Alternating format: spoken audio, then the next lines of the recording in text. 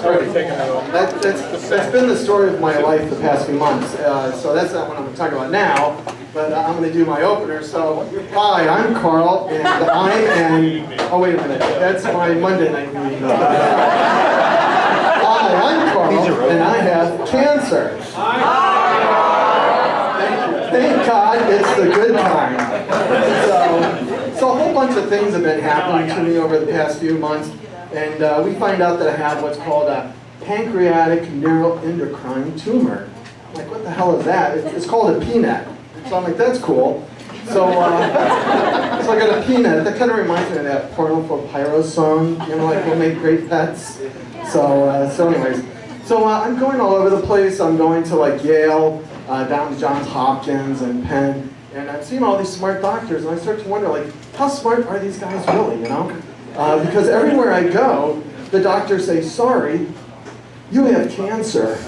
I'm like, thanks, but it's the good kind. And I'm like, what do you mean? I mean, I don't know that there's a good cancer. I mean, when you look at medical books, you know, it's like cancer bad. I'm like, what books are these guys reading?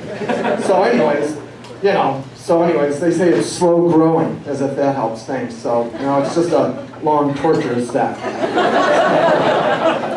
So anyways, it's like someone's out there going, why is that guy talking about cancer? That's the C word.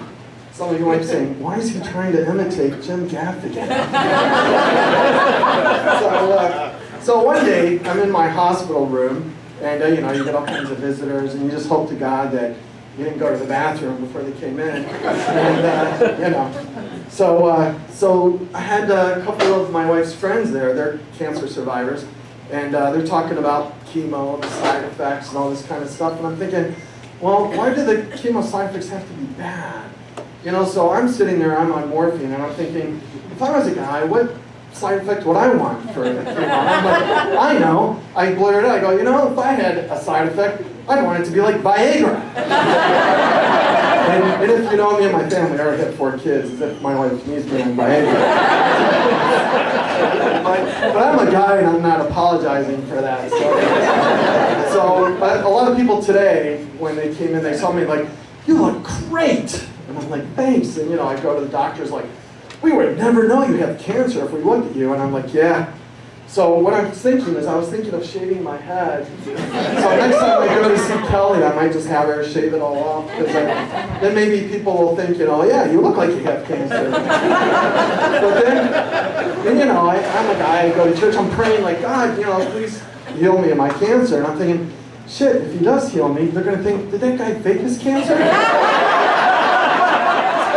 So I'm thinking, you know, at a lot of the agricultural colleges, they have cows, they put windows in them. So I want to have them put a window in. So people can come up and go, yeah, he's got cancer. Thank God it's the good kind.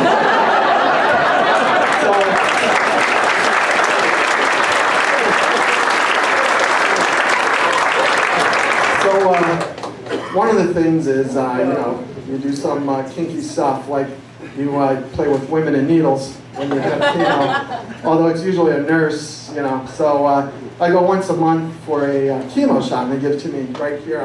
I could show you later for $5. But you know, women first. Women first. Joe, no jumping in front of the line. So I go and I get the shot in my buttocks, and the first time it's like, you know, it kind of hurt, and I told the nurse, I'm like, it must be really fun at parties, you know? Or like her husband says, she's a pain in the ass. But anyways, the next time I go in, she gives me a shot, and I'm like, ooh, that hurts. And she's like, are you all right? I go, do you want to kiss it and make it feel better? But I never tell my wife what happens when I'm with the nurses, so I won't tell you either. But as I'm walking out, she hands me the sheet, because, you know, they have all this medical stuff about the drugs that you're taking. So one time my wife has a great idea, like, why don't you take your mom with you? You know, go down. I'm like, okay. So I go and I get my shot, and I'm standing there at Starbucks afterwards. I'm reading the sheet, and I'm going, it says, don't share with your friends. And I'm thinking, they just put this on my ass. What kind of friends do they think I have? It's like, I'm not letting my my friends bite my ass. So anyways, depends how wild it gets, but anyways. So, you know, drugs are a funny thing. It's, you know, sometimes when people take drugs, they wet themselves and, you know, they're not, they throw up. And then, you know, the friends say to them, you've got to stop. You've got to stop taking that drug. It's just ruining your life. But when you have chemo and you fall asleep, pee, and your hair falls out, your family says, don't stop the drugs. Keep taking the drugs. So it's kind of funny how that all works out. So moving along, they told me there are all these great programs for cancer people, and Doylestown has some good stuff. Doylestown Hospital, they have one, and you have to go meet with like a social worker before you get into it, and they're always very happy people. So this one's called Cancer Fit, and I'm thinking, you know, like George Carlin, Jumbo Shrimp, you know, Cancer Fit. I'm thinking that doesn't really make sense. I don't want my cancer to be fit. I want my cancer to die. You know? So anyways, I go in with the social worker, and she's like, do you mind? You'll be in a class with all women. And I'm thinking, and I said this, I go, that's fine with me. The odds are better. And then she just looks at me, and I'm like, ask my wife, she'll tell you. That's the way I think. So anyways, my friends are like, oh yeah, you'll be their eye candy, you know, like they can have all this. So I don't know if you're laughing at the joke or me as a student. But the thing is, I do have the one benefit of cancer is, like, you know, you get special privileges, and I have 3 wives. So I have Suzanne, my first wife, and then a couple neighbors are wife number 2 and 3. And you know, when they fight over me, I tell them like, hey, don't worry, there's enough of me to go around. So most recently, I was awarded through Take a Break from Cancer, a trip to Orlando, and they say on the form, you know, what's your favorite song? And I'm thinking, what the heck does your favorite song matter if, like, you're applying, like, basically for Make-A-Wish for adults, you know? So I'm talking with one of my wives, wife number 2, and I said, I was thinking of putting on the form Paradise by the Dashboard Light. And she's like, is that because you're thinking of Paradise by the Dashboard Light? And I said, think of the song, like at the end. Because if I got to spend another minute with you. Yeah, exactly.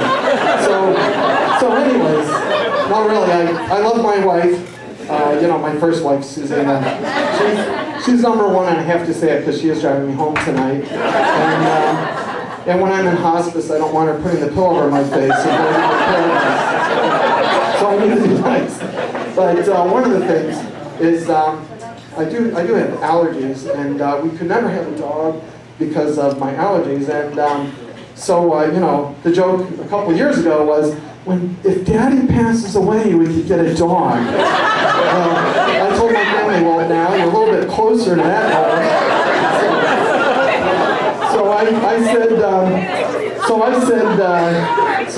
So my daughter, you know, she's really precious, the little one, Mia, she's like just a little angel. So I go in her room one day, and what does she have on her bed? It's a dog magazine.